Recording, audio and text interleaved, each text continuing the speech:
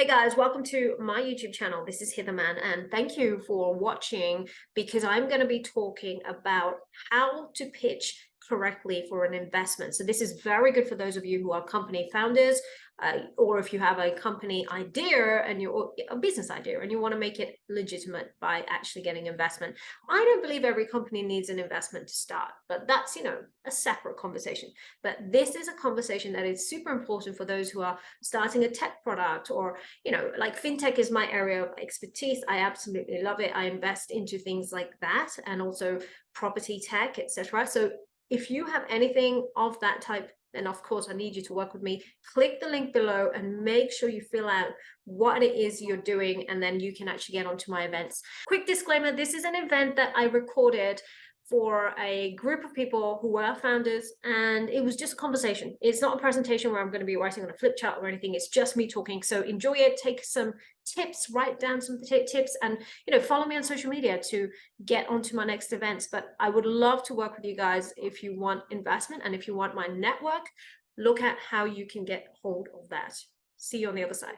Okay, well, I'm recording this, so thank you for accepting that, because I'm hoping, all technical glitches aside, that I can have a recording for this that will eventually go somewhere. I'm not sure where. I'm going to ask my team, and then it's going to be lots of content that I don't normally share in a free event. So regardless of whether this is relevant for all of you or just some of you, the content itself is going to be very, very useful for company founders, and I am going to give it to company founders in the future. So first of all, thank you.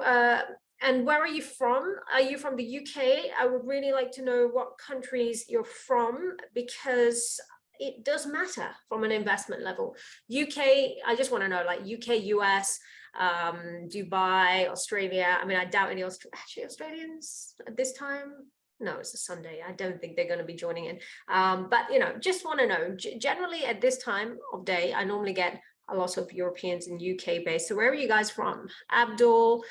Oh, hey, Azul. Nice to meet you again. David, good luck. J Street, Jimmy, you're from Netherlands, I think. Justice, I've seen your name. Don't know where you're from. Krishna, Lawrence, Peter, Tina, Martin. Very nice small room, cute.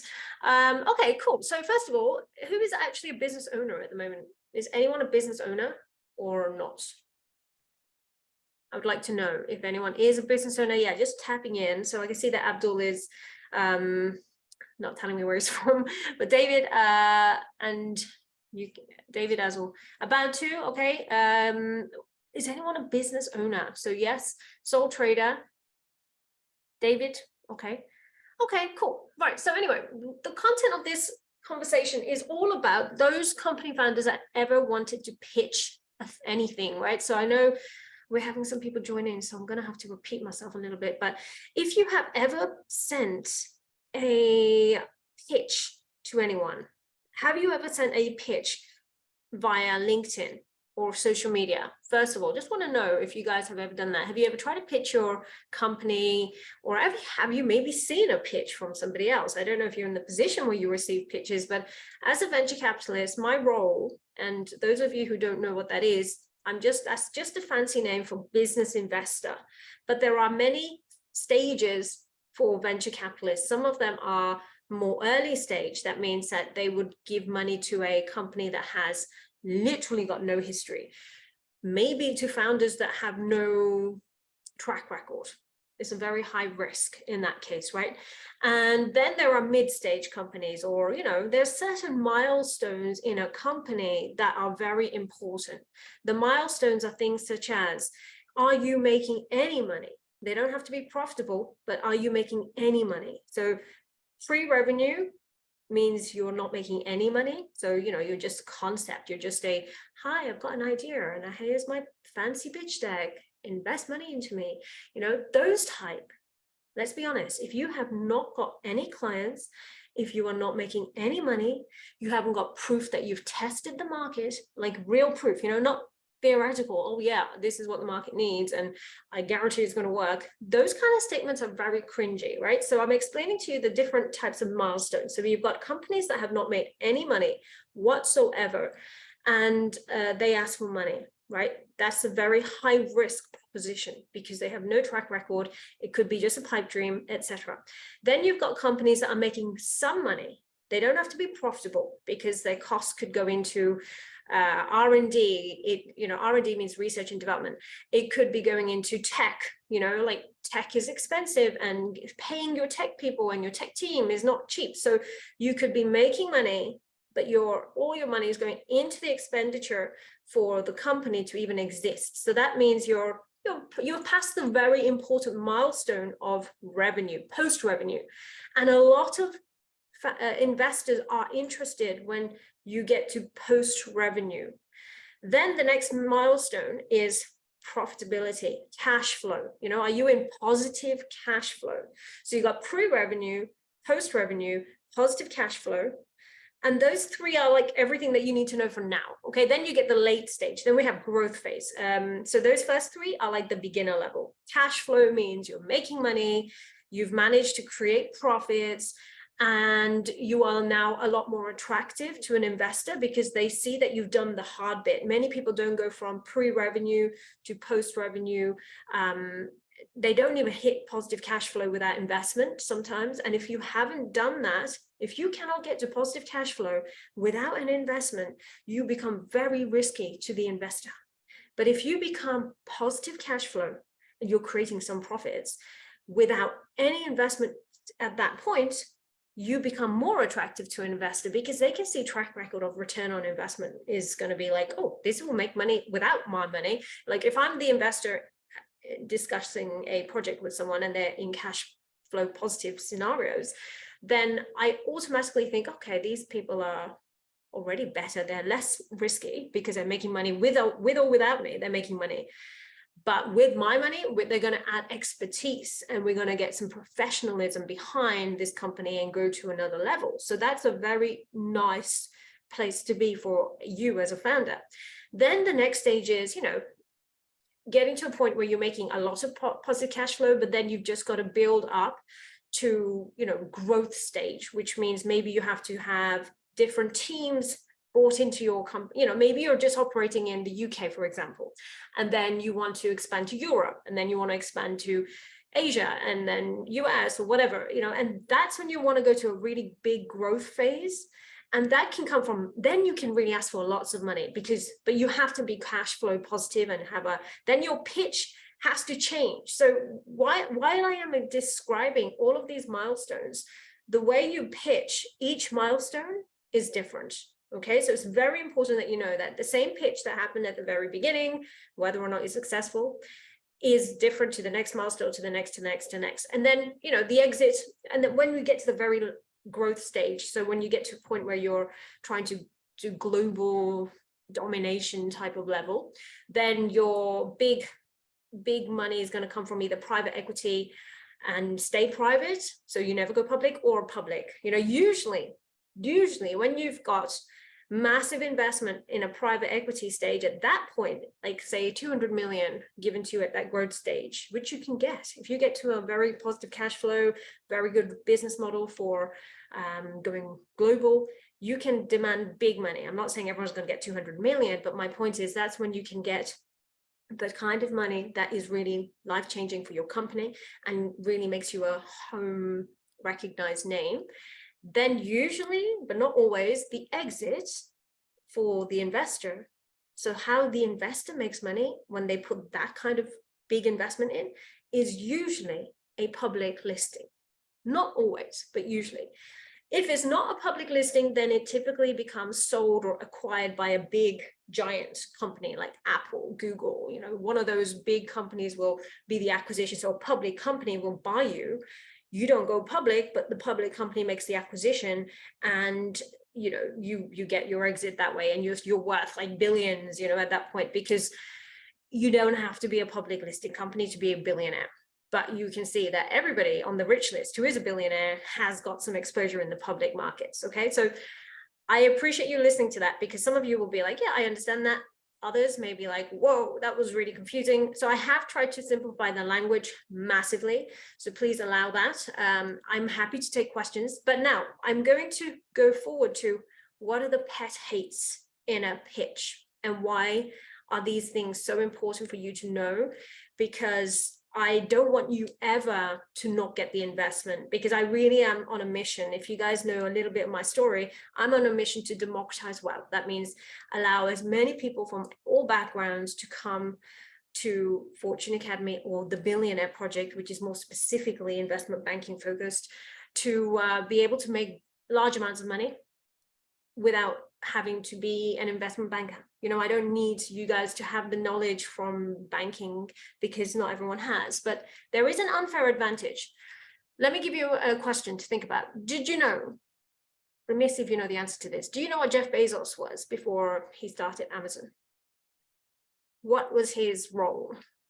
What did he work as? Don't Google it, because I know some of you might, but what was his role?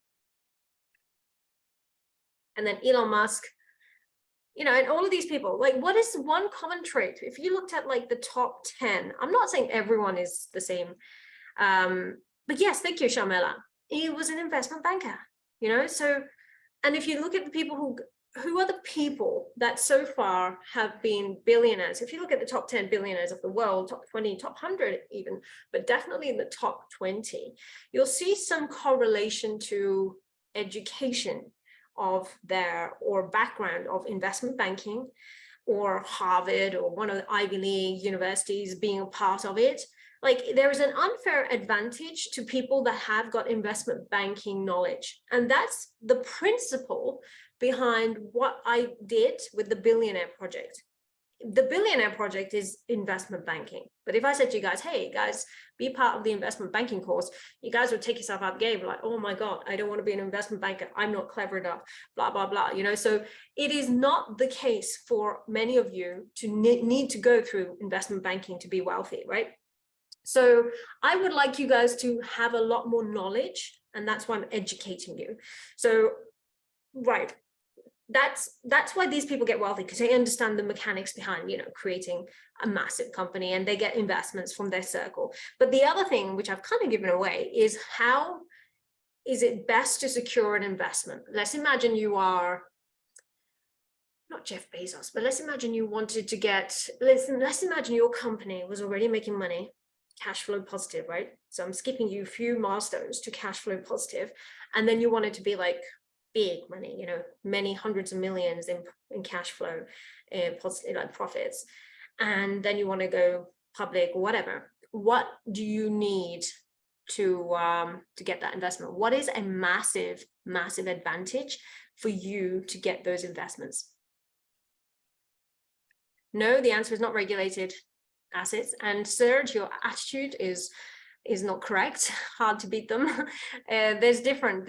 You don't need to be like them. That's my point. You guys already take yourself out of the game. That's a very poor man thinking by that. You know, that's why I'm educating you guys, because the default for most people is saying that we can't beat them, we can't get that kind of money. Well, I'll give you an idea of how this is not correct, because I've had a friend who worked as a pizza delivery guy in the UK secure a massive investment, 250 million. They started off with no investment, and he's already a billionaire on paper, not in cash.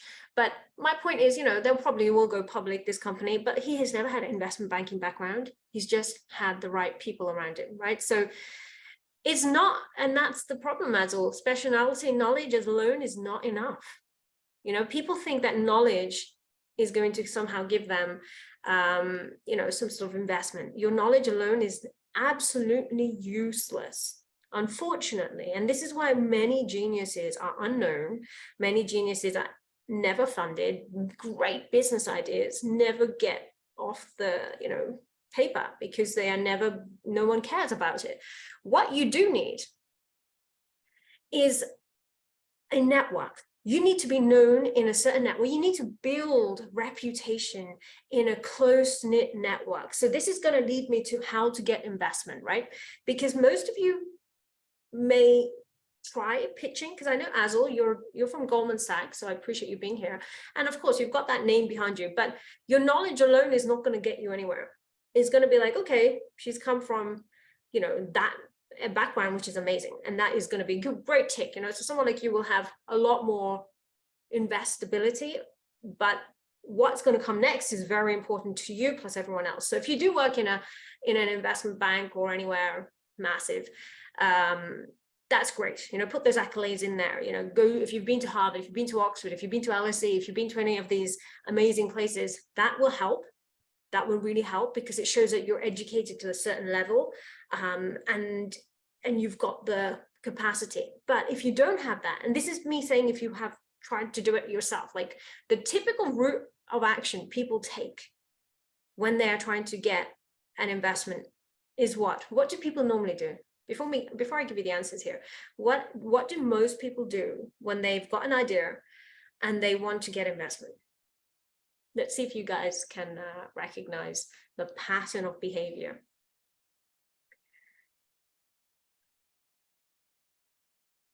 The bank is definitely not going to give you an investment. No, but that's a good idea. Like, yeah, typically you might think, oh, well, let's go to the bank. Banks don't give a damn about you unless you have assets.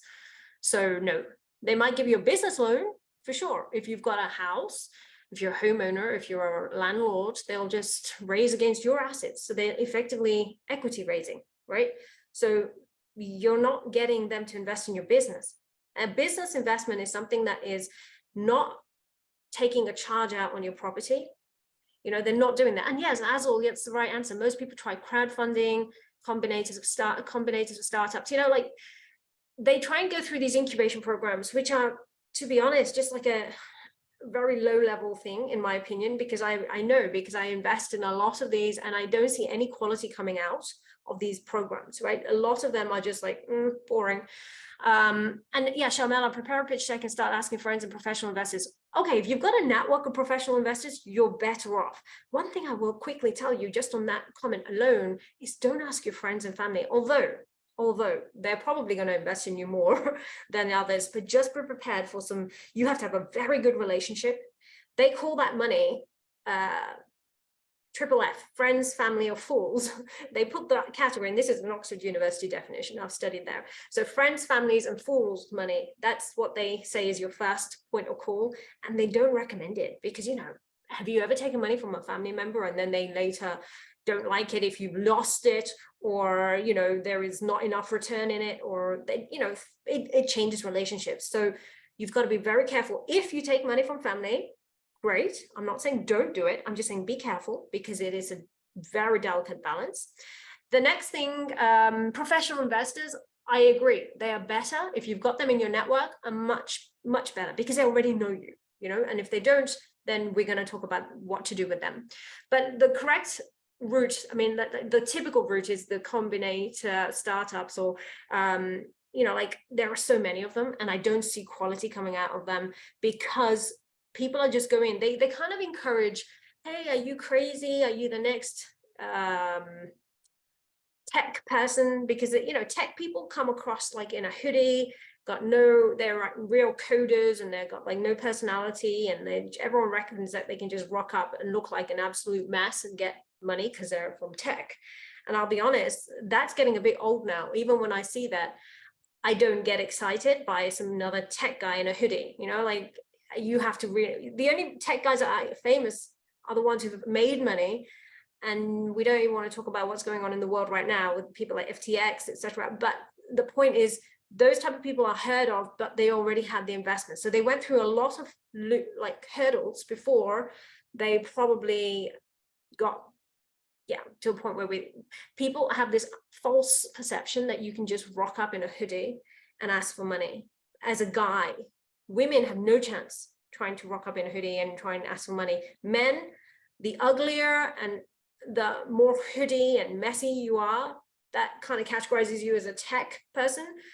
Honestly, that doesn't work for every investor. Like I went to a pitch yesterday from Monaco, and the investors were Dubai, well, the developers were Dubai based, and they were pitching to me and my friends about a development, right? And I'll talk about that. So yeah, you're okay. So let me just complete that point, because I get so excited about this kind of like lose track. But angel investors, friends and family, crowdfunding, startup, combination, you know, like all of those incubation programs. Now, they are not going to get you very far. They'll string you out and make you have this long application form, because some of them will actually do this to get the ideas of what's happening in the market, and then they'll go and do it themselves. How do I know that? Because I've been working with banks so much in my life, right? So in case you don't know, I have some crazy links with the tier 1 banks in the world. Actually, last week, Morgan Stanley has become an official sponsor for the Billionaire Project, US-based Morgan Stanley. So, you know, these are investment banks. We've got Credit Suisse, we've got Barclays, we've got Standard Chartered, we have Citibank. Morgan Stanley is probably one of my more favorite ones because of their investment banking ability, and I know they're capable of this individual in particular. So that is important to know, because I work with these people, and internally what I've seen, especially in Europe, not so much in the US, but I'm sure they do this as well, is they take a lot of ideas from new founders. So if you go to apply for an idea in this big, you know, oh, PayPal got investment here, this person got investment here, it's all, you know, I'm going to put my ideas here. Be very careful, because these kind of people actually take ideas and they have incredible money sitting in a VC fund, and they've got clever people who'll be like, you know, that's a great idea, we can implement that. You know, so there's no protection on your, if you haven't got a patent already or some sort of protection on your idea, you could apply for one of these startup incubation programs is a dangerous thing, right? It's very dangerous, because there's too many bank, you know, in an investment bank, middle office and back office, that's the ones that you don't hear about, but those people are the ones taking other ideas. They're the research department as such, and they will then implement it. I have seen this happen with my own eyes with Credit Suisse. Okay, I'm not going to say too much and what project they copied, but they did that. And I don't like the practice of some of these banks. Okay, so I know how ugly it is. It's very much dog eat dog out there. So the best way you can get investment is as follows. And I've written some notes here, because I get so like freaked out when I see, or not freaked out, I find it so cringy when I see a pitch. Like if I go on my LinkedIn right now, I'm not going to show you them, but there'll be a pitch somewhere here. Yep, there was one here. Okay, let me just show you. This is typically, and I delete them, but I have saved some. They've gone into my, okay. Yeah, this is it. Look at this. So this, I shouldn't really show you very quickly. You might see the name, but there's constant like repeat messages. So one of the worst things you can do is spam someone. So, I mean, let me ask you some questions so that this makes sense to you. If you're on LinkedIn, which by the way is the best platform for if you want to see some real quality, real bankers, real investors, they are on LinkedIn. They are not, you should never pitch them on Instagram unless you're pitching a direct influencer and they will be interested as a personal thing. So if you're pitching an influencer and you know what the influencer is about, amazing. But if you're pitching them as someone you don't know much about and you just see, oh yeah, venture capitalist, angel investor, and you don't know much about their personality and they don't really put themselves out there, LinkedIn is your place, right? So I get tons on LinkedIn. I get a lot on Instagram too, but they're a lot better actually. But LinkedIn is where you get the most. So what things should you be looking out for before you pitch on LinkedIn? Because sending a pitch deck, sending something, and why is LinkedIn good? I'll answer that question. It's good because if someone messaged me on LinkedIn, the first thing I do is jump on their profile and have a look at what they're about. So it's absolutely amazing. I love it. I prefer it. I mean, I don't mind Instagram. If they have an Instagram profile, I can jump on that and see what they're about. And if I don't see anything professional, then I will not be interested. So for example, the person I just showed you, if I jump on their LinkedIn, I see their experience, right? So I go on to the experience section and I see, okay, they've done all of this. And that what they're pitching has to be relevant to their most recent project. If, for example, you are pitching a project and your experience or your timeline on your LinkedIn is either out of date and you are looking like this is a great example, right? If you're running a bakery, I'm going to give you such extreme examples here. If you're running a bakery, a patisserie shop, and then you're going to pitch about fintech, obvious, right? You'd be like, hello, there is no congruency in the person's pitch versus what they do. But that's the kind of thing that happens. It doesn't have to be that extreme, but people are working in a job, they could be IT based, and then they come out with, I've created the best solution for banking. I'll give you an example yesterday, right? There was the worst pitch ever I heard from an individual, not from the Dubai people, but somebody was sitting next to me who kind of found me, and they kind of migrated towards me because they know, okay, she's got money, let's go find her. And they probably did this to everyone in the room that had money, right? And I'd never met them before.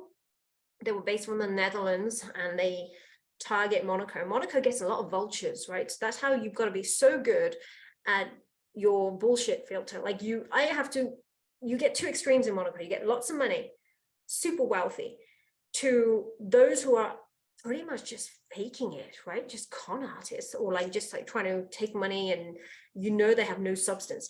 And this guy was talking about how he's a diamond dealer and blah, blah, blah, like all sorts of rubbish. Diamond dealers come up with a big red flag. And then he's then pitching me a fintech for banking and ESG metrics. I'm thinking, how do the two worlds meet? So my first major tip for you guys is, please don't talk about yourself in a way that's completely incongruent to your pitch. Like, I completely thought, bullshit. And you know how I got out of that conversation? I'm very direct. I was like, you know what? I just have to go. I have to interrupt. Sorry. I'm just going to have to go and speak to somebody else. I literally left him in mid-conversation. I don't have time for bullshit, right? So this is because I've been through many years of hearing nonsense, and I now know what I put my money into. So the first tip is, never come across incongruent. Like, it's the biggest cringiest thing if your LinkedIn profile doesn't have the passion that you're portraying in your pitch. And a lot of people who are in jobs make this mistake. So if you're working in a job right now and you want to be a solo business owner, the worst thing you could do is talk about your job and not talk about your passion. Some people are like, I can't do it, I'm not allowed to. Well, then be careful to pitch in that way. Then it's probably not going to work. I'll be very honest. You will not be a successful individual getting anyone's attention on LinkedIn if you're talking about an IT job and you're trying to push some fintech that you have no skill in. You have to show some sort of credibility as a business owner. So let me just read some of the comments because I could see some. How do you make sure your ideas are not taken by others? Pattern I can think of, but yeah, of course, like you can't, right? If you're going to a big institutional place, so like, this is why I don't like the incubation program, like the big, massive incubators that are out there that market with, we funded PayPal, we funded Stripe, we funded XYZ. Look, I know because they asked for me to invest in projects, and I tell you now that I don't see any quality coming in, and maybe because the quality is sucked up by just the ideas on application and somebody else is taking them, like they never always get through. The way to get into it is go through small circles, very small circles of big investors. And that's where I'm trying to push you to. Like, your biggest angle is going to come in from getting to the network of some real solid investors. Like, that's why when people want my Monaco network, it makes sense, because I will put you there. There's so much privacy in Monaco. Nobody's running around, pitch, like nobody knows your deal unless you pitch it to the right people. And it's very much a one-on-one conversation, or, you're not, even if you speak to an investment committee in a bank, it is very protected, but I usually don't work. We don't put you in those scenarios. We'll put you in direct contact with family offices who, if they know I've referred you, they'll be like, well, Heather's got really high quality, so if she says they're good, they're good. Like, you know what? This is exact scenario. Reputation amongst your investor network is so important. For example, when we had this event yesterday, my super wealthy, like there was a billionaire that was sitting next to me, and the other side, and he joined a bit later because he was kind of relying on me to find out about this project. And then the developers came straight up to him and said, we'd like to pitch you again. And he said, no, I've got Heather here, she's my very good friend, she'll tell me whether it's good. And you know why he did that? Because he knows that he trusts my judgment on whether this is a good deal or not. And every time we've had conversations, and I've been in Monaco for nearly 4 years now, that this individual, I met one of my first ever contacts that I came across, super wealthy guy. Background is real estate, hotels, owns tons of them, very prime real estate. And he always used to ask me, what do you think of this? You know, like he was very conservative initially because he wanted to see whether I was one of those like to talk a lot of, you know, if I was trying to say, hey, this diamond deal is amazing, we have to do business with him, he would probably not take me seriously, you know. So he was taking judgment based on how I analyze investments. And if he respected my investment analysis, then he's like, she's a good person to do business with. So these are the type of networks. So when I make a referral and say, this is a good project, you know, I actually think this is something that we could work on, or I'm going to put some money into it, he will take it seriously. He won't take it seriously otherwise, you know. So if I said these developers were useless, he would just take my word for it. He'd be like, okay, cool, I'm done, you know, and he didn't even bother speaking to them. So my point is, get how to avoid your ideas getting copied, because that is a big problem with new startup individuals going through these massive programs to try and get investment, is you will not get their attention because you're just an application. You're just some digital electronic form. They don't know you, they don't know your personality, you have no persuasion in the game. And the most important thing in investment is getting attention. So the way to get attention, sometimes your LinkedIn profile is not going to be enough, right? Unless you are an influencer, unless you have some influencer power, then you have so much more attention. For example, like I have been on social media for a few years now. They respect my opinion because they're like, wow, she's quite an influencer in the field. So I get people's attention just like that. And I encourage you guys, some of you may not be posting enough, maybe post enough. Like if you want to be your own influencer and you want to have that power behind your pitch, either start posting on a regular basis so that you become a thought leader in your field, because leaders are attractive.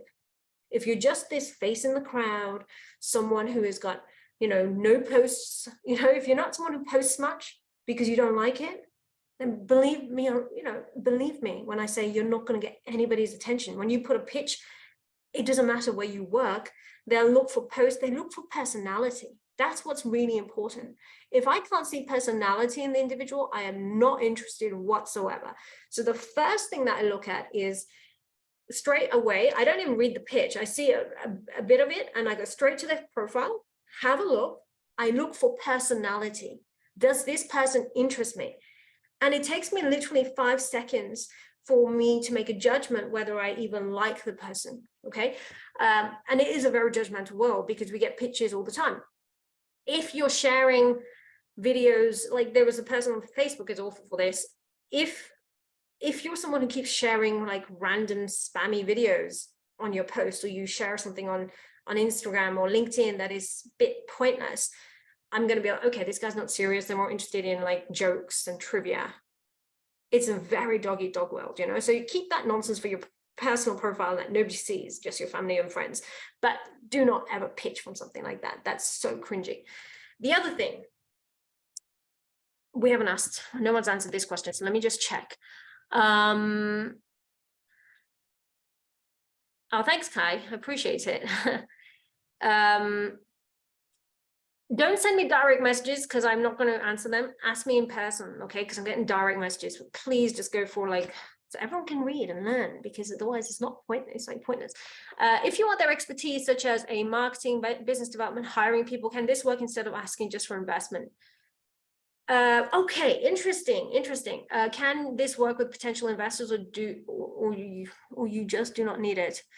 Right. If you're asking an investor to help you out with with your marketing or business development, you must be kidding. They're not your freaking Joey, right? They're not going to be like your secretary and be like, oh yeah, I'm going to help you. I'm going to put myself from here to here to help your bullshit business grow. No, bad positioning. If you're going to an investor, investors already made it, right? They're good at business. They know their shit. They know their business development. They know how to do the marketing, etc. You asking them for help on things, unless they offer it, unless they offer some sort of mentorship or program where they will build your business, don't ask for that. That's a really, really almost rude. It comes across really rude to kind of think that they will belittle themselves for you, really bad positioning. It's so powerful, this. One thing you want to do is kind of, they're on a pedestal, right?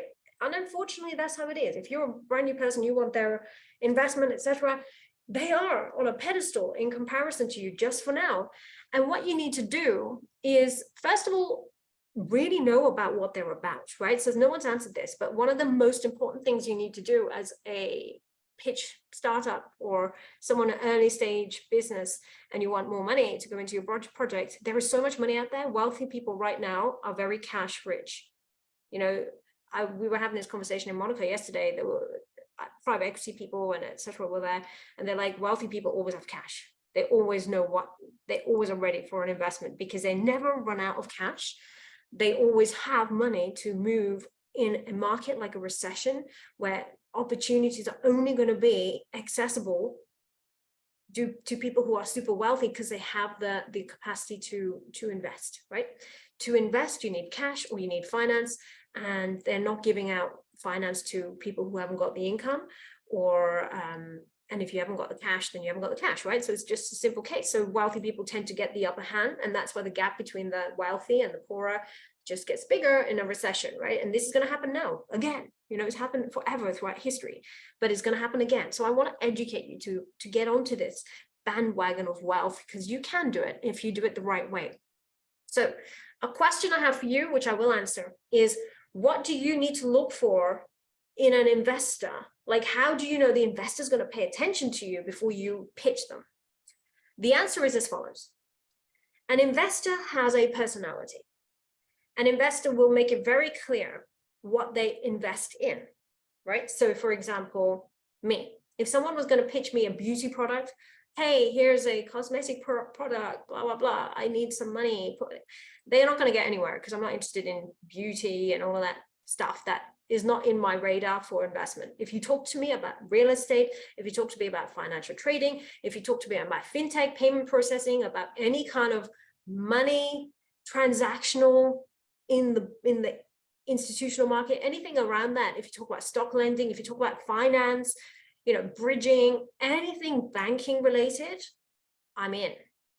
Or ESG, you know, like ESG, which if you don't know what that is a sustainable, you know, like environmental and sustainable goals, which is something the UN have pinpointed 17 goals, and anything that ticks. And in my head, I'm always thinking, what do I want to, what am I after? Like, what is my philosophy? If it ticks a recession-proof industry, which is ESG, then I'm in, you know, healthcare. I'm not a health tech myself, but I have expertise in that. But things that will get me and my direct cash will be those fintech, banking, real estate, you know, any kind of finance-based projects, because I understand that. That's something I live and breathe every single day, right? So I can put money into that because I know I'll make money straight back out. But if you pitch an investor on something that is completely irrelevant, like someone pitched me a beauty product, someone pitched me a trainer or a clothing collection, I'll be like, great, good for you. Like, again, the guy next to me, he was so annoying. He was a great example for you, but gosh, so annoying to sit next to. He was telling me about this diamond nonsense, right? Diamond deals, I do diamond deals, blah, blah, blah. And I said, I had to stop him again. I said, why are you telling me this? I said, do you want me to invest? Like, I'm straight to the point, almost autistic in my response. And I just can't be asked with the nonsense. And he was like, yeah, I guess because you're a VC. And that's where he went wrong. He just thinks because I'm a VC, I'll invest in any Tom, Dick, and Harry bullshit. But the point is, if you know an investor, know what they like to invest in. Investors have a personality. And I said, I don't invest in this. I said, I don't even believe in it. And I said, there's too many red flags and it's not my industry. And then he started pitching me something else straight after, like, oh yes, then I've got this education in the banking. I was like, nonsense. Because again, so that's one, okay? So find out the investor personality. Only pitch to their personality. Do not pitch nonsense. The second thing, try and add value, you know? So if someone said to me, I can help you. So if someone was trying to get my attention as an investor, they would either join my training, which is an obvious way to get my attention, or add value to my life. They would say, oh, I love the bridging project you're doing. I can help raise capital for a bridging fund if you need it. Oh my God, amazing. You know, you don't need to put the money in, but if you've got access to bring money in, Like, that's how you get my attention. I did this exact thing when I was doing business in 2004 onwards. When it came to property, I knew I didn't have the cash for buying all these properties, right? So I used bridging finance. And okay, bridging is one thing, but the next thing, I wanted to make friends with all these super wealthy, property guys that were like 20 years plus and like absolutely minted and really like lavish lifestyles. And I was really like, wow, I want to be like you. And I thought, how am I going to get their attention? And the way I got their attention was by saying, I just had a deal that was £70,000 undervalue, market value. It was a 350K house, which I picked up for 250, something like that. I said, if you like this deal, if you like deals like this, would you be interested in joint venturing? Because I didn't care if I was splitting some of the money and the profit in my next deal. I just wanted their attention. And straight away, I got the big dog's number. Like the top dog was like, wow, she doesn't mess about, and he could verify. He could also verify by asking the other people in that network, did she really close a deal like that? And yeah, my broker was there, the mortgage broker who I refinanced the deal from, and the bridging guy who bridged that initial capital. And they would both be able to back up my story. So don't ever lie. I'm never ever gonna, I assume you know that, but if you need to know, don't lie. But that's how I got their attention. I was willing to split the pie in my next deal, in my profit, to get their attention. And it wasn't about money. It was about having that network, because that person is still in my network now. I used to see him like that.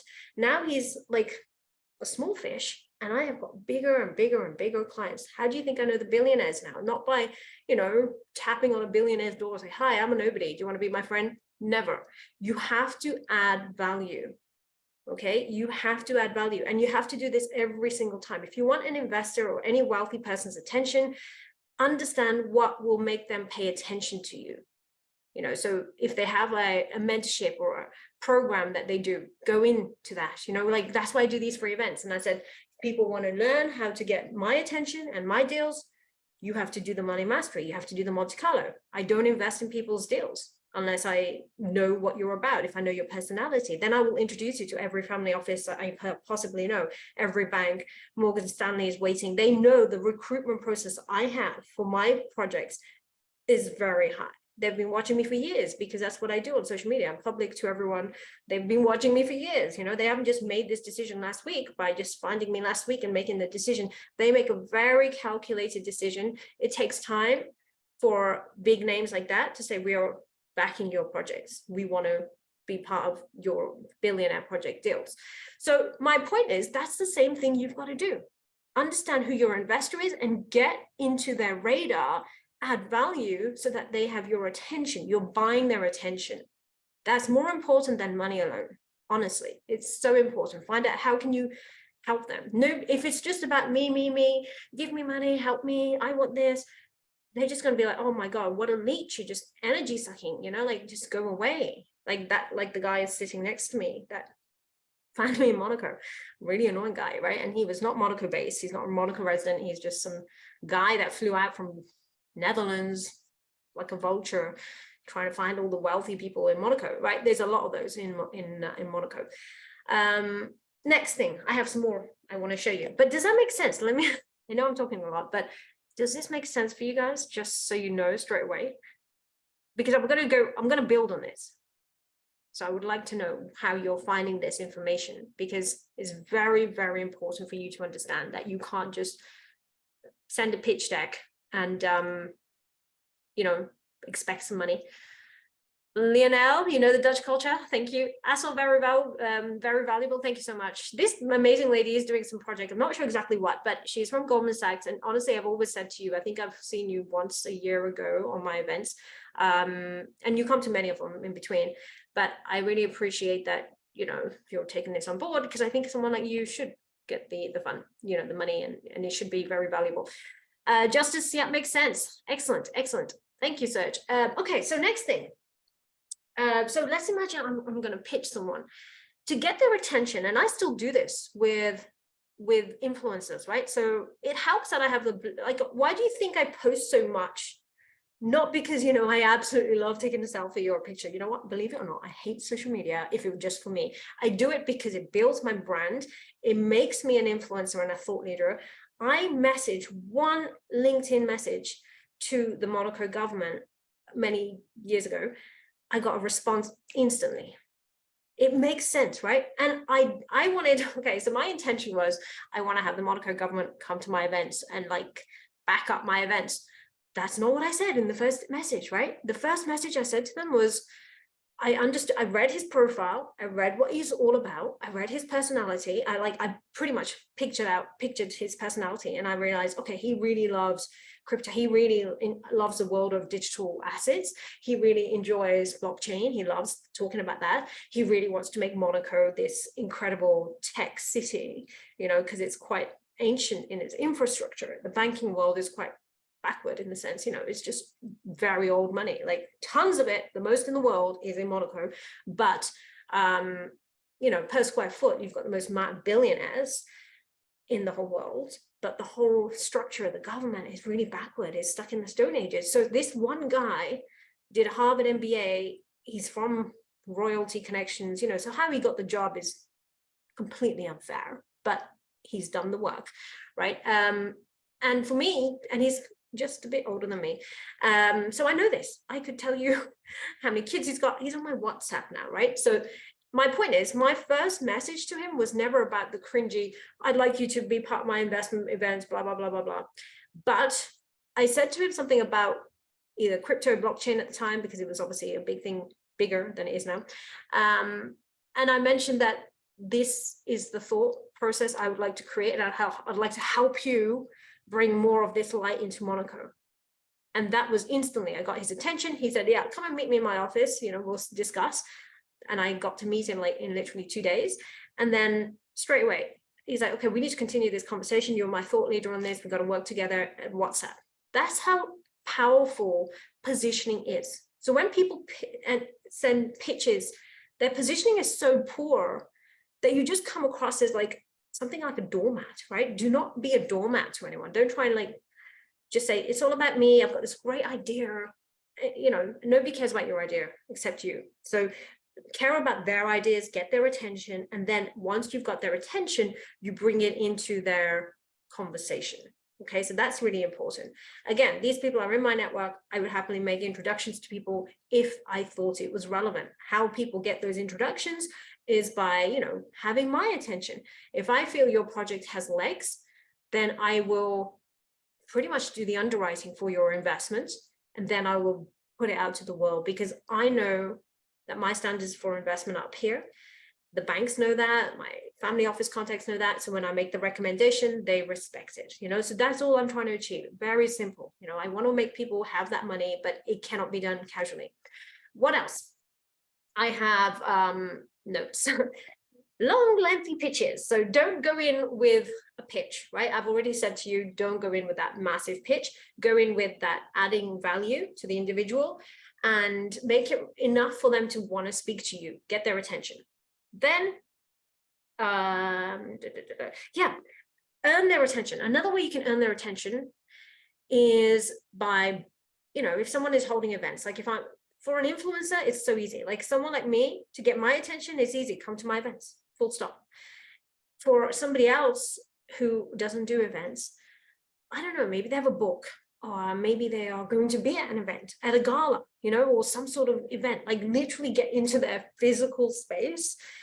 I go to all these over the top galas. I pick them now because there's so many, but now I only go to the ones that I want to meet new people in that I haven't met before. So it's good. It's quite a close-knit network. I can probably get everybody by just asking nowadays, individuals. But if I ever wanted to position myself, I'd go to this very over-the-top gala event, because there I would then I'd use it as networking, right? So networking events, but very high-end ones, they're good. What else? Okay, now we go on to your pitch deck, right? I've written out a lot of notes earlier this morning. So the next thing I want to say to you is, imagine you've got the retention, and now it comes down to you are actually trying to get that money, right? So they like you, they understand your idea. And then what could go wrong, right? Imagine you've got that space, time, and value, you know. So now the next stage, you're pitching. You want to talk about your project. What could go wrong? Oh, that's a good point, Abdul. How do you make sure you make your approach right and maintain this and not become one of those vultures? Very good. Very, very good. Right. So honestly, by not asking for money straight away. So I'll give you my exact way of doing this. This is so important, right? So just because, for example, even the government guy, like I didn't become a little leech straight away. I never was a leech. I'll have to correct myself. But my point is never be a leech to anyone, and don't ask for investment. So, you know, because I'll give you a bit of insight. Wealthy people are pitched all the time. They almost have like this PTSD response when somebody's pitching them. They kind of close up. They're like, oh my God, here's a vulture. Because don't forget, it depends if you're male or female as well. If you're a male, they'll see you as a vulture quicker. As a female, they'll kind of think, if you're attractive, they'll give you a bit more time. So always dress well, power dress. Don't come across like an escort, because that's so unattractive. There was one in the event yesterday. Oh my gosh. Like they do come from somewhere, right? I mean, they were, this is just a Dubai event. It was a lot more looser for the caliber of people that can come in, but you had a very high quality people, like group of people, but then you always get the little vultures, male and female. Like I came across, the male ones will come to me, the female ones will go to my friend who's a guy, you know, and it's very cringy. So you just got to make sure you conduct yourself with etiquette, right? There is an etiquette to it. A lot of what is said in communication is how do you make sure that you don't come across as a vulture? So I know this is a question from Abdul, but back at you guys, what is your answer? How do you think you should not come across? How can you come across professional, someone to be taken seriously, etc.? Impressions, you know, how do you do that? I'm going to wait for someone to answer because I think you guys will know something about this. Thank you. Body language is so important. Body language is everything, right? How you dress as well. Like if you dress provocatively, if you're female, forget it. No one's going to listen to you, right? I mean, if you want to be that kind of woman, then you must have a very established personality behind you to make that work. But I don't know anyone that wealthy, like super wealthy, that comes across that way. They come across with class, not trash, right? So become classy. Be yourself and adopt a professional manner. Be yourself. Well, if yourself is a mess, then I would say no, right? I don't know who you are. So to be honest, I don't know who be yourself is. So I don't know you, Abdul. So to be honest, I can't say that's the correct thing. But you've got to be genuine is probably the better word. Come across with real, genuine authenticity, right? So people can see through bullshit. Wealthy people have the best bullshit radar on the planet. The only thing that screws up men is wealthy women, not wealthy women, attractive women that are vultures. Like that's their fault. They probably want to be attacked by a vulture. But in a nutshell, every wealthy male or female can see through, you know, the nonsense. So you have to come across authentic. Yes, and Camilla, that's a really nice statement. By being that person when no one is looking, absolutely. You know, like you just got to hold your, that's where genuine and authenticity comes in. Like you have to be as classy in that room as out of that room and on social media. Does that make sense? But you can't, your personality can't change when you're there and then, because these people will ask about you. You know, they will find out what is this person really like. You know, there's so many, that's how these networks work. So be genuine, be authentic, don't drop your guard. And one really powerful thing that you should be bearing in mind is never get drunk in front of investors. They will try and trick you, right? If you're one of those people that wants to be, get someone's money and they're, oh yeah, you have to have a good time. Very unattractive. I will never put money into a guy who is a pisshead or a female that has no class, you know. So how you act outside, and this is something I do the Monte Carlo retreat, how they act in the breaks and how timely they are, how they speak to each other, how they conduct themselves is actually more important than what they do in front of me.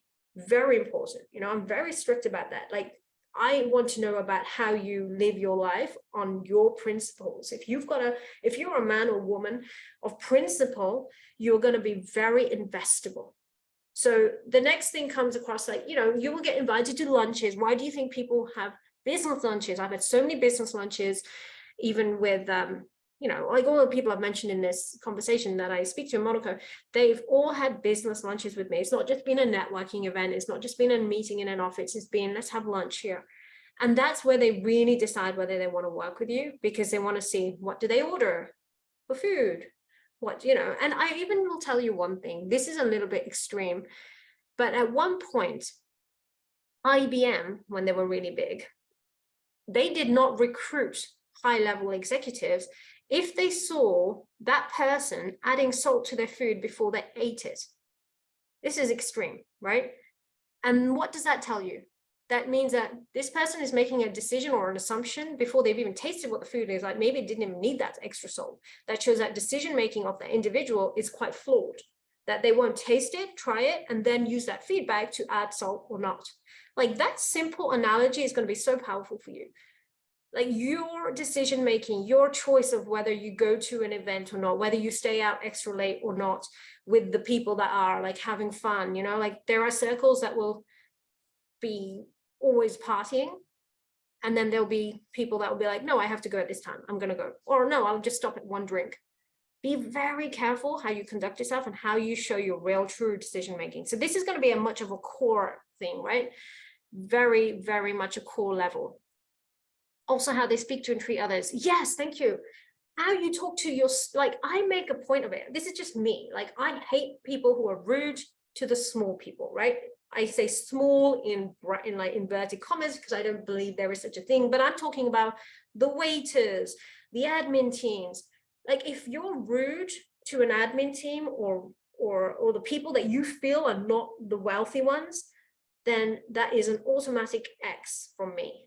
You know, if I have a team, if I have people who want to join my mentorship and they're really rude to my team, for example, I will know that before I even, they will, even if they're joining my mentorship, I will, you know, bring that up, and instantly I will not want to invest with their projects or into their projects, and I will find a massive red flag with that. To be honest, many times we've even said to people, you're not coachable and we don't want you to join the program.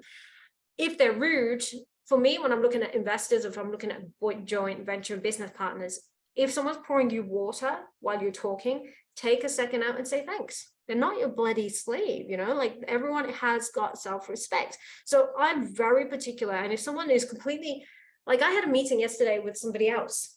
So there's some, again, a different private equity person. And there was one red flag that came up with this guy. Quite a few, actually, a couple. And one was where I saw the dynamics. When he's talking to me, he's very excited. He wants to like really talk to me because he really wants my money. That's all I'm seeing, right? He wants me to invest in his projects. He wants me to help him be wealthier because I have network. I have a network he wants. He's new to Monaco, and I have my own capital that he would like. Now, I made a point of seeing how he dealt with everyone else. And when he was speaking to other people, I noticed that he would pay less attention to those people who were, like, there was 4 of us on a table. There was me, there was some other representation from Dubai who was with the developer. She was just like an assistant effectively. And another girl who was, what was her background? She was basically from an artistic background, or she was actually a broker in the end for private jet aviation.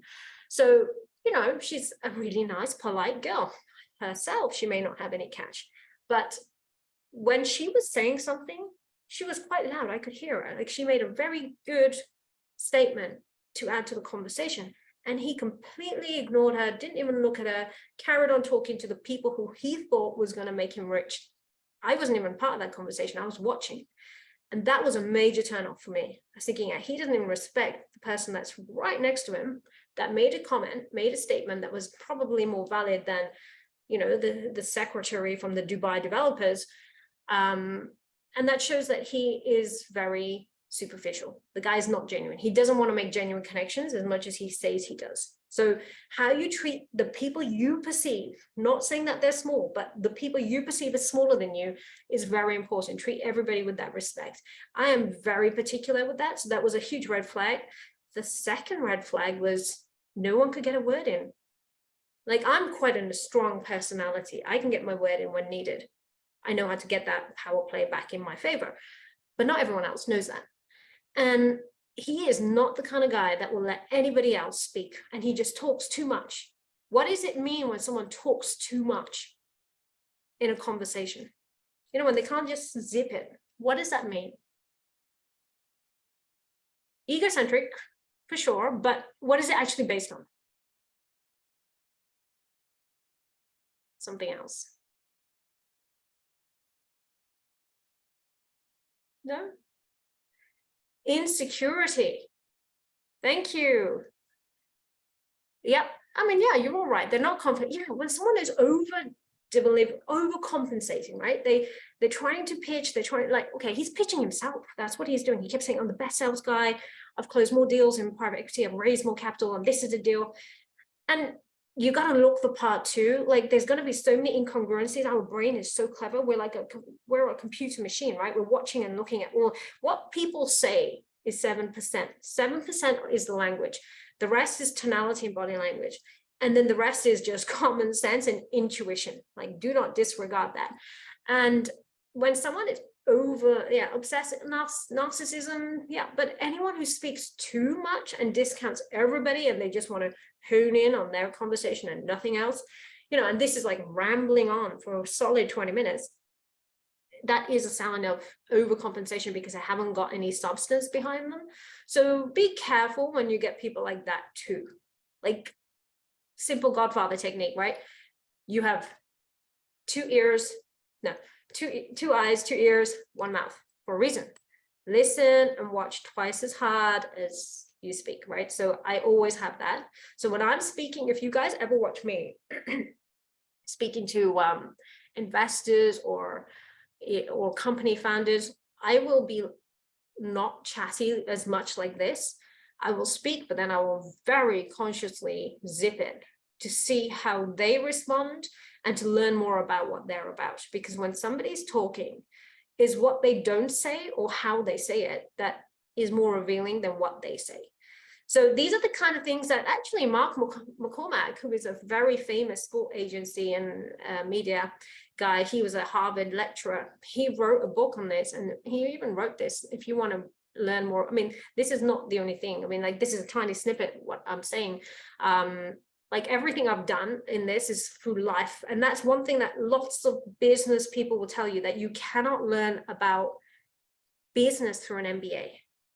You cannot learn about real life scenarios without living them first. So when you have an entrepreneur who has this experience, is teaching you this, an investor like me that is actually telling you, this is what I look for, don't be unattractive, then that's what you really need to look for. Because in a book, they don't really tell you that, and even if you do an MBA, they don't really talk about, they talk about the metrics, the economy, and like how to make your financial statements. And yeah, that's all nice, but that is like that important compared to the bigger picture. People invest with emotion, right? They invest with, what is the person about? So that's where we're going with this. Do you notice where my focus has been all this time? When it comes to company investments, what am I focusing on? Who am I focusing on? In a nutshell. Even when you do joint ventures with someone, in the person, thank you. It's the absolute founder that matters. So when you guys go around with a pitch deck and, talk about your great idea, and then the other thing that I've written on here, which I haven't mentioned, is when your valuation sounds so nonsensical, like, it is ridiculous. Some of the valuations, like, people come out, they don't understand valuation, but you know what, I can clean that up for you, but I want to work with founders, because I honestly believe that the way to get out of a recession or to democratize wealth is not by encouraging people to go to more Ivy League universities. Look, that will give you one green tick, but what you do with the rest of your skill set, and with the networking element, and with the real, how do you deal with rejection? Because you're going to get a lot of that when you're trying to pitch deals, right? That's where you need that extra level of life education, right? So this is what I'm really trying to help founders with. Like, don't just make it about you and your pitch deck, because that's not going to get anywhere. This is talking about pitching online. When you're pitching in person, that's a whole different ballgame, and that's what I want to teach you guys to do more at Monte Carlo. So all I'm saying to you guys, if this is helpful for you, and if you're someone who wants to learn how to be a more effective entrepreneur, Because, you know, as an entrepreneur, you may not ever need the investment yet, but eventually you will. Even if it's just to make an acquisition, maybe you're buying someone else out. It's how you come across. You're still pitching, you know, you don't have to raise investment, but you want to build your book, your P&L. You may, if you get that big in business, you will then be able to buy out other companies. And that's another investment banking speciality, right? It's through acquisition that people get bigger. So that's another thing that I cover through the Billionaire Project. But, you know, I want to go in stages, because the most important thing, and I always talk about this, is the mindset before money. It's not just mindset, it's you. Like, I need to know what you're made of. Where things start and stop is with you. Like the very core of an investment is you. Just person-centric is not, no. That's what I think. Adam Neumann was a very bad investment, because if you were someone who is investing on a person alone, the guy is an absolute loose cannon. So he's a great example. If someone was asking, would you invest in Adam Neumann? No. The guy was smoking weed on a private jet. That was the reason why he didn't get the IPO money, right? He didn't go public. So actually, he's a great example of how it's very not risky to invest through person-centric. So actually, Serge, I don't know where you're getting your information from, but it's very upside down. It is all about the person. A lot of people have a bad relationship with money. And actually, I've read your application, Serge, on the bill, you know, when you put and you're someone who actually has got a very poor relationship with money, because I read everybody who comes through our application forms, you know, when you put in what you're about, how much money you make, what you're trying to do in your life, and there's a major incongruency in you. So this is, you know, me giving some advice and some kind of education to your ability. You want to help consult companies, but you yourself are not earning that much and you don't have very good relationship with money. So how can you tell a company how to make money when you don't even make that? You know, that's an obvious thing. You're very bad with that kind of mindset. So look, someone can give me, you know, it's a typical thing, like a journalist, or, you know, when you get trolls on the internet, which by the way, you'll get many of if you're kind of play it big, they're usually pen pushers or people who work in like a broke newspaper, like they're not making much money, right? And this is what I don't like about the world that we live in, that a lot of the opinions about, like, even if I read something on Bloomberg, I look at who's written this article. Who the hell is this person who said that companies are this, that, the other? Like, are you a fucking investor or just a fucking Joey on a 9-to-5 that's making like $2 grand a month or less? Like, if you are, don't talk to me about money. You know, a lot of the time people commenting about money have no money themselves. And that's the problem with the world we live in. Like, you're not learning from the right people. You're reading opinions from little theory, or even like, oh, I have a theory that this investment's wrong. You know, like all these people who believe that they're football gurus when they're absolutely shit at playing football and have no management skills, sitting and watching a game. You know, they're the same mindset that you're a nobody. Don't comment. And Ray Dalio, in his book Principles, and I'd suggest you guys read Ray Dalio's book, read Charlie Munger's book, read Warren Buffett's book, read Intelligent Investor by Benjamin Graham. If you really want to understand the principles behind investing, you have to go from believable sources. Okay, believable sources. So don't try and be like, and when I hear someone like Serge speaking, look, I don't know you, so I'm just using you as a very good example. So thank you. It could just be your ego speaking, because you just want to act like you know what you're talking about, but really you are not making that much money, you know? So you've got to be very careful before you speak. So I wouldn't make a comment on individuals that are, you know, and don't directly message me and tell me I have a context. I might specify later on if that's okay with you. Look, don't message me directly, because again, you're hiding, you know? So when I'm going to be very honest with you, when you're going to ask, if you want to be a company founder and a good one, you have to be absolutely like remarkable as a founder. People are not remarkable. Most people are designed to be in a job. You don't have to have much skill set to be a job individual, right? Or employee. But to be a founder and a successful one, especially in a recession, is going to need a lot more from you. So where am I going with this? Look, I want to help you guys. I genuinely do, including you, Serge, right? I really want to help people that are ambitious, and I believe everyone here on this call is ambitious. And the point is, like, let me help you, and we'll do it in stages.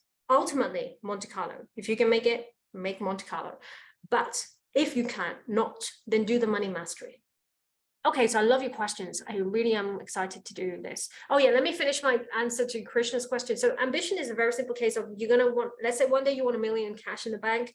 When you've got that, and if you decide to stay the same, then you're lacking ambition. So for me, it's a very simple case of, let's keep pushing more. And as long as it aligns with your personality and you're proud of who you're becoming, that's really, really good ambition. Greed is the opposite, where you don't really like yourself, you've got poor relationship with people and money, and you just, all the things I was talking about, like if you have no respect for people and you treat the people below you like really badly. I don't like that kind of person. And that person is using money as a power source alone, not using it for any kind of good. So I am very careful who I work with as well. As I mentioned clearly in the example I gave you, I want to make sure I always do business with people I like. It's like picking your friends and family. It's like picking your own family. When you're in business with someone, it's like picking a family member. So you really want to know, oh my gosh, one other thing that I love, and I haven't mentioned, and I will answer your questions in a second. One of the most investable things about an individual is their relationship status. It really does say a lot. Why do you think I said that?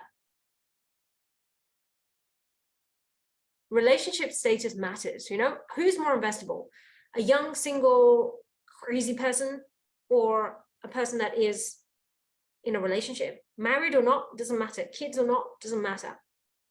It's that solid stability. And this was something that I learned many years ago from wealthy individuals in London. And it's a venture capital fund. And they said, we like to invest. We prefer to invest into individuals that are in a relationship, because it shows that they have the discipline to maintain a relationship.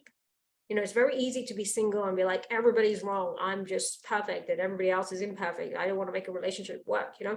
That's a principle in itself, you running away from something. So just wanted to put it out there.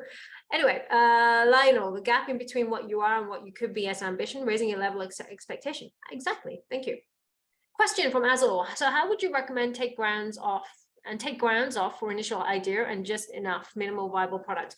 Well, this is where your pitch, the way you come across as a person, is everything. So application alone is going to be very hard to get you off the ground.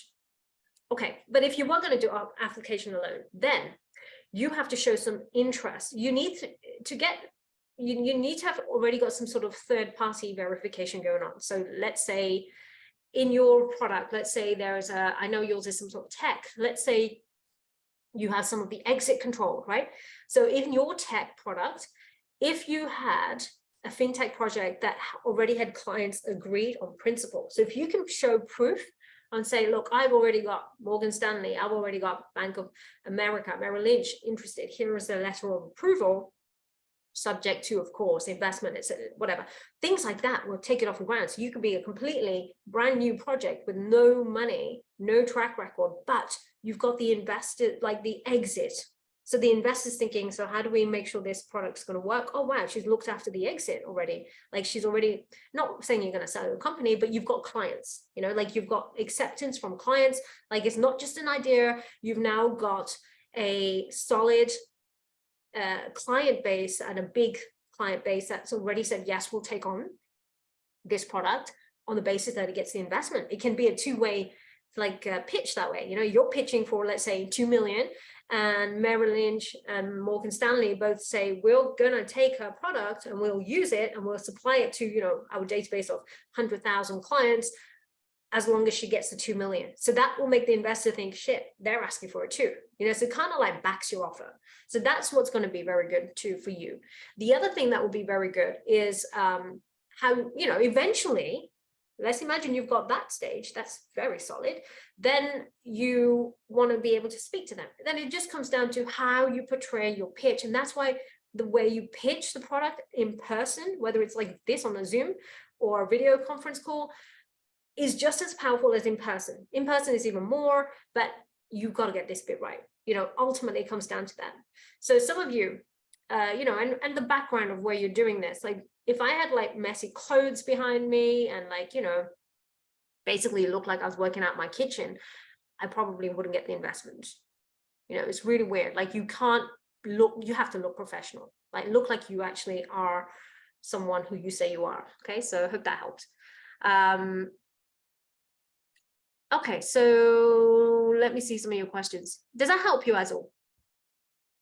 So I think you, for someone like you, like I find like your idea will be amazing. I don't know the whole thing yet, but because you are a clever person and you've got Goldman Sachs in your background, then I just feel like you could leverage that, but you just need more than just those two things. Like you and your knowledge and Goldman Sachs alone is not going to be enough. You need to have the exit in hand, try and get them to kind of also agree to this is the amount needed. If someone can verify as much as your pitch is needed. So for example, in my fintech, when I do any kind of projects, I've got a few going on. And in one of them, I already had the exit lined up. So this is where I gave you the idea, right? So I already had so-and-so said he'll buy me out. This person said they'll buy me out. And I had that in writing, you know, so I already had the exit. I had the ultimate exit bought out, like they will buy me out at 130 million or this. I already had that and the names and the people, so they could verify. Is she bullshitting? And they message and they've got the letter, but even then they want to verify, they will get the answer, right? So I will try and get as much information on email as possible. So when I worked with Credit Suisse on many projects, you know, we'd have lots of conversations on WhatsApp, right? And voice calls, but I say, no, that statement we need to get on email. So, and I would probably go on the back of the meeting and say, thank you for that. We had a really good conversation. Let me just summarize. This is what we had. Can you confirm this is correct before we proceed?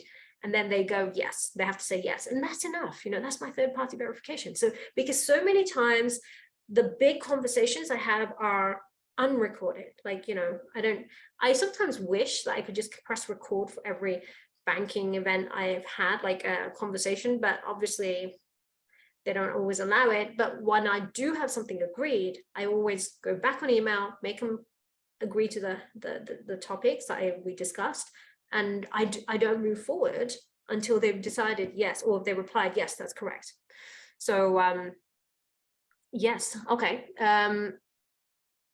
Would need your opinion. Okay, what do you mean? Yes, very helpful. Thank you. Signed up for Money Mastery. Love it. Thank you. Would need your opinion on okay, I will help you. Yeah, for sure. On the Money Mastery, I can help you guys more specifically in a private environment where, you know, your ideas are protected. It's only going to be me plus you and anyone else there.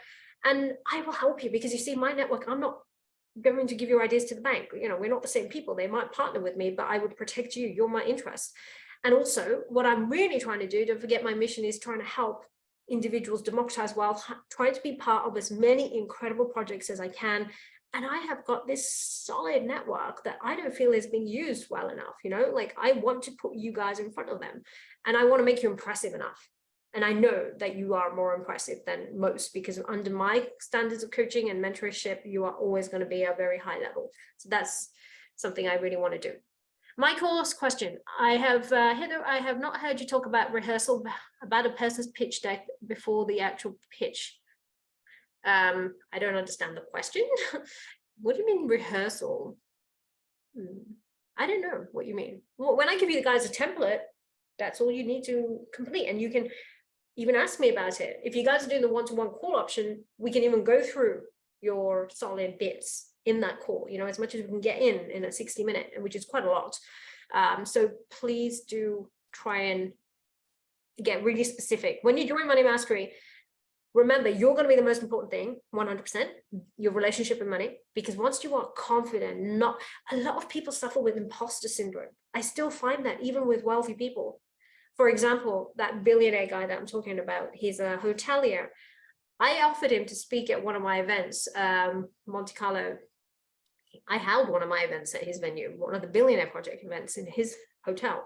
And he was so impressed. He's like, oh my God, amazing. You're doing great stuff. You always, because we had like the banks involved and everything. And I said, hey, you should come and speak and talk about your experience. You know, he goes, oh my God, I'd rather die than speak. Like there's always a level of imposter syndrome. Even wealthy people have it, right? So it is natural to feel like, oh my God, I'm shooting too high. Like, I don't know if I should do this. I don't know how to do it. Even wealthy people are uncomfortable with, definitely public speaking is one of them. And I want to help you guys as much as I can with that, you know? So yeah, let me help you on the money mastery as much. And then obviously the next level is Monte Carlo, but money mastery itself is solid. Like, you will learn so much because it's a full day. You know, whatever I'm doing here, times it by like 100. That's what we'll be doing on the day. Thank you. So yeah, I think I've answered Michael's question, because I think if I tell you a pitch deck, the template is what I would use. I don't understand the rehearsal thing. So please clarify if I misread something. Calvin, I just want to, Calvin King, this is, I know because I've seen him on many events. I just want a clarification from you. I'm in a search of investment finance for a well-researched and gradually trending tech sector idea.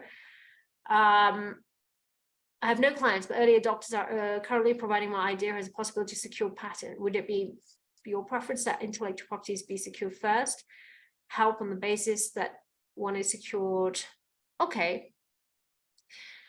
Okay, so you're doing a investment finance, search of investment finance for a well-researched. Why do you need the money? So first, my first question is, where's the money going? Like, why do you need money for this? So your research and development, and gradually, is it for tech? You have no clients. Like, that's the issue, right? I know you think it's a very valuable thing, but the most valuable thing in a business is the client. You know, if you've just got an idea without the client, it's not going to work, right? And a design, like, it's like the guy who was pitching something like similar to this yesterday and said every bank will want this. You know, the future tense in that statement is very unattractive for an investment. Every bank will want this, or everyone will want this. You need to get their attention first. So what I would do for you, Calvin, is please, before you worry about patents and all of that, you can get that. You can get a patent. It's not that expensive, and get some sort of protection on your idea if you really think it's that big a deal.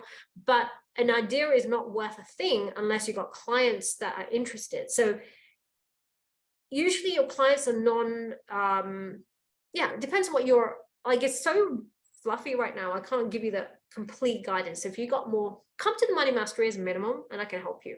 But that is, you definitely need some more substance to that. It's an idea, and the early adoption, you know, everything's got early adoption. You're always going to get that, but it doesn't mean it's going to go mainstream, you know. So we do need a bit more substance there. But without any information, extra information, then I would say please come to the Money Mastery. What exactly is imposter syndrome? Isn't it a bit feeling not worth? Yes.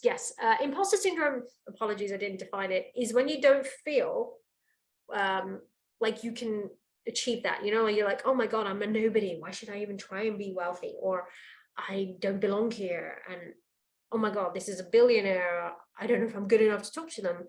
And people have that all the time. Like when I was in the event yesterday, a lady was, women have this a lot, men do too. Women have it a bit more, which is annoying, but it's just, that's the nature of women, some of them. They felt very intimidated. Like one of the ladies saw me walk in and she was very impressed. She said, as soon as she walked in, she's got this aura of confidence because, you know, I genuinely am confident and I have trained myself to be a certain way, right? And she said, she was telling the friend, her male friends next to her, she said, I would love to. And they were trying to encourage her because they rocked up and said, hey, this is my name. Hey, Heather, this is me. I'd like to introduce myself. And then they afterwards had to drag the girl and said, you know, by the way, she thought she didn't have anything to say to you. She didn't know how to approach you. Women have that. That's imposter syndrome, right? When you can't even approach someone because you're like, oh my God, they're two up here and I'm here. No, respect, having that mutual respect, but always have confidence in yourself that you have, remember, add value, or even if it's a compliment, you know, like just simple things like that.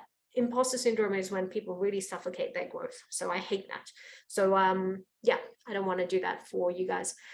Business travel device. Again, too fluffy, Calvin, not exciting enough. Thanks, Abdul.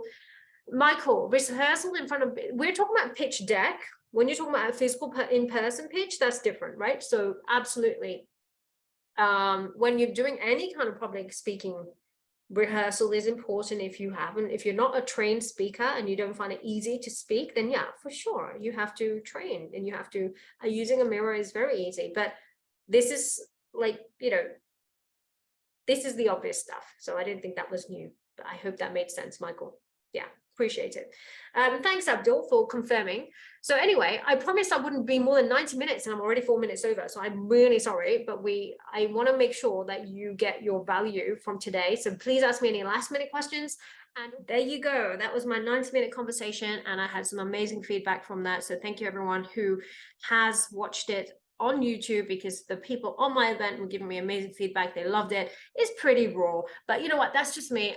It's going to be a certain type of coaching for those people who can take the feedback. Not everybody can handle feedback like that, but I would love to work with you. Like I said, the main thing you've got to do is click the link below, get onto my Millionaire Mindset Executive Coaching or the Billionaire Project, which is, what we do in Monte Carlo. And I would love to help you get some investment for your company. I would love to invest in companies that are exciting, amazing, that fit my, criteria of interest. And maybe we work together in Monte Carlo. So enjoy filling out the form, and any questions, my team will be on the other end who can also help you. So thanks guys. Subscribe to my YouTube channel if you haven't already, and follow me on social media.